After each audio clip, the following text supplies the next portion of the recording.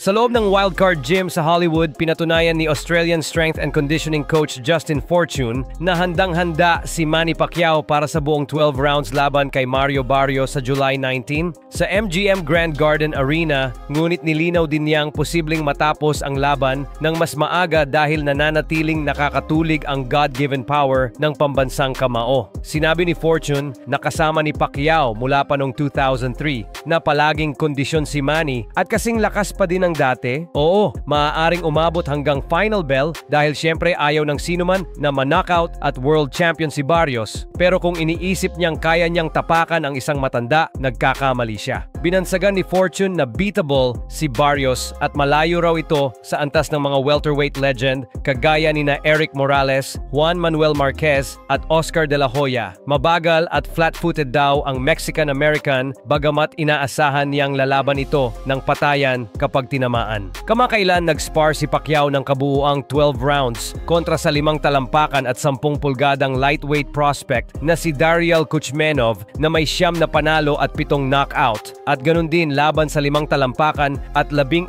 pulgadang welterweight na si Saul Bustos na may 15 panalo, 2 talo, 1 tabla at 8 knockout, mga kalabang halos kasing taas ni Barrios. Kwento ni Fortune, hindi man lang hinihingal si Manny pagkatapos. Binigyang diin din niya na ang susi ay huwag mag-overtrain. Laging humihingi ng dagdag na round si Manny, kaya hinihila namin pabalik. Kalidad ang mahalaga, hindi dami. Tungkol sa pagkatalo kay Yordenis Ugas, sinabi niyang tapos na iyon at ngayon malinis at focus ang kampo kumpara sa magulong preparasyon noong 2021 dahil sangkot si Manny sa politika. Mismong si Pacquiao ang tumawag upang buuing muli ang orihinal na trio nina Freddie Roach, Buboy Fernandez at Fortune. Habang papalapit ang laban, sinabi ni Sean Gibbons na going strong ang Pinoy icon at naniniwala ang team na kaya nilang baligtarin ang mga odds at basagin muli ang record bilang pinakamatandang welterweight champion. Kahit paborito si Barrios sa pustahan dahil sa edad na 30